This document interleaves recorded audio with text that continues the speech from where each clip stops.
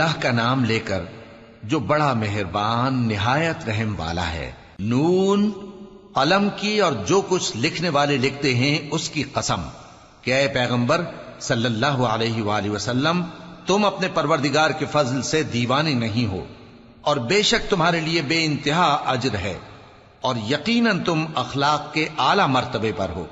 سو ان قریب تم بھی دیکھ لو گے اور یہ کافر بھی دیکھ لیں گے کہ تم میں سے کون دیوانہ ہے۔ تحقیق تمہارا پروردگار اس کو بھی خوب جانتا ہے جو اس کے رستے سے بھٹک گیا، اور ان کو بھی خوب جانتا ہے جو سیدھے رستے پر چل رہے ہیں۔ تو تم جھٹلانے والوں کا کہا نہ ماننا۔ یہ لوگ چاہتے ہیں کہ تم نرمی اختیار کرو تو یہ بھی نرم ہو جائیں، اور کسی ایسے شخص کے کہے میں نہ آ جانا جو بہت قسمیں کھانے والا ہے، ذلیل ہے، شرارت سے اشارے کرنے والا، لگائی بجھائی کرنے والا، مال دینے میں بڑا بخیل، حد سے بڑھا ہوا بدکار، سخت خو، اور اس کے علاوہ بدذات ہے، اس سبب سے کہ مال اور بیٹے رکھتا ہے۔ جب اس کو ہماری آیتیں پڑھ کر سنائی جاتی ہیں تو کہتا ہے کہ یہ اگلے لوگوں کے افسانے ہیں، ہم ان قریب اس کی اونچی ناک پر داغ لگائیں گے۔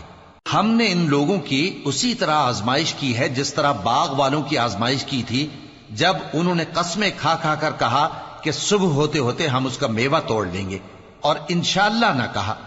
سو وہ ابھی سو ہی رہے تھے کہ تمہارے پروردگار کی طرف سے راتوں رات اس پر ایک آفت پھر گئی، تو وہ ایسا ہو گیا جیسے کٹی ہوئی کھیتی۔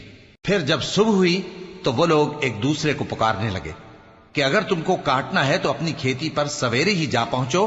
سو وہ چل پڑے اور آپس میں چپ کے کہتے جاتے تھے کہ آج وہاں تمہارے پاس کوئی فقیر نہ آنے پائے، اور کوشش کے ساتھ سویرے ہی جا پہنچے، گویا پیداوار پر قادر ہیں۔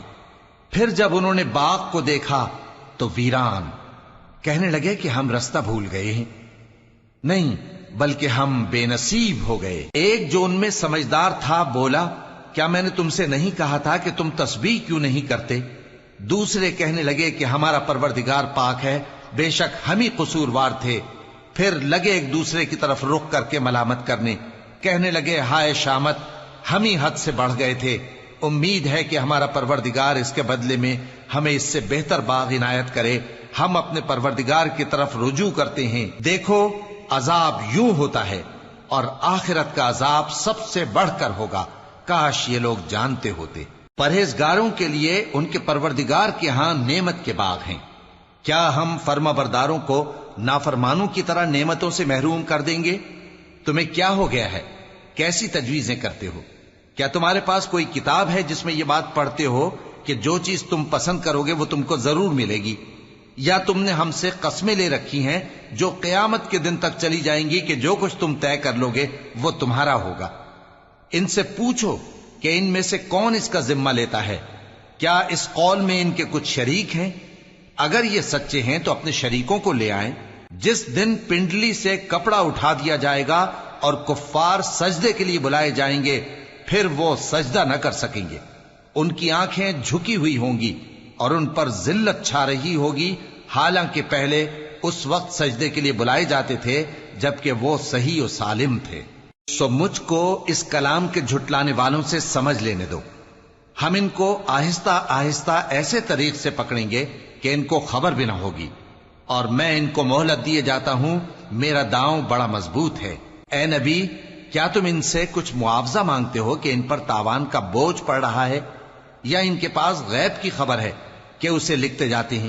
سو اپنے پروردگار کے فیصلے کا انتظار کیے رہو، اور مچھلی کا لقمہ ہونے والے یونس کی طرح نہ ہونا کہ انہوں نے اپنے رب کو پکارا جبکہ وہ دل ہی دل میں گھٹ رہے تھے۔ اگر ان کے پروردگار کی مہربانی ان کو نہ سنبھال لیتی تو وہ چٹیل میدان میں ڈال دیے جاتے مذموم حالت میں۔ پھر ان کے پروردگار نے ان کو برگزیدہ کر کے نیکوکاروں میں شامل کر لیا۔ اور کافر جب یہ نصیحت کی کتاب سنتے ہیں تو یوں لگتے ہیں کہ تم کو اپنی نگاہوں سے پھسلا دیں گے، اور کہتے ہیں کہ یہ تو دیوانہ ہے۔ اور لوگوں، یہ قرآن تمام جہانوں کے لیے نصیحت ہے۔